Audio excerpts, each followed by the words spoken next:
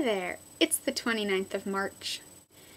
After I uploaded my video last week, I started feeling sort of guilty because I didn't do justice to Shelby's anonymous theme. At first when I heard it, I was like, oh, I don't have very much time. This isn't really my thing. But then I got thinking about it more and thought, actually, this could be pretty cool. So the first half-ish of my video is going to be dedicated to Anonymous. I hate when you're moody because I don't know how to help you. You sometimes are sort of aloof, and I feel like our relationship is just me following you around. I hope I don't bug you, because I really love every second that I spend with you. I actually think you're insane and have no interest in being as good as you. The next one is actually just a generalization about something that I hate. I hate when you don't pay attention in class and then do better than me on tests. Why is everything so difficult for you? Of all the people I've ever met in my life, you are one of them. Advertisement! You know how adults say things like, well, life isn't fair, whenever you're like, but that's not fair! They say, life isn't fair. And what I like saying, when it's not a situation that I'm being very rude in, I say, life isn't fair, but you should be doing everything that you can to make it as fair as possible. Sometimes life isn't fair, and that's completely out of our control.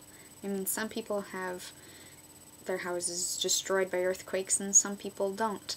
And that's sad, and it's frustrating, because it really isn't fair. When this sort of thing happens, we who are at the advantage in this situation need to do something to help the people who are having unfair things happen to them.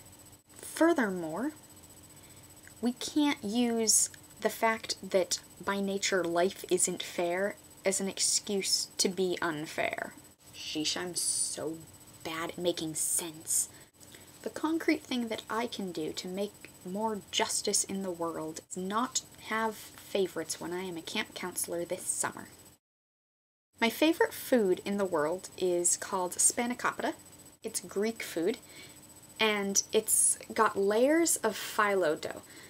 For those of you that don't know, phyllo dough is like really thin sheets of dough. I don't know, they puff up, and between it there's like ricotta cheese and spinach and good things, and lots of butter. Right, lots of butter.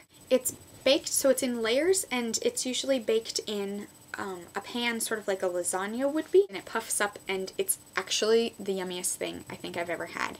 Reason number one that it is the best food in the world is butter. Everybody loves food with butter. This has a lot of butter.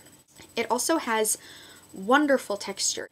The layers are a little creamy, but the dough is very crisp, but it's really thin layers of crisp, so it isn't like difficult to chew. It sort of almost falls apart like a whoosh when you chew on it. Can you imagine that? It's like you bite down and it just kind of like breaks into a million pieces. Also, ricotta cheese is just fantastically good, so can't argue with that.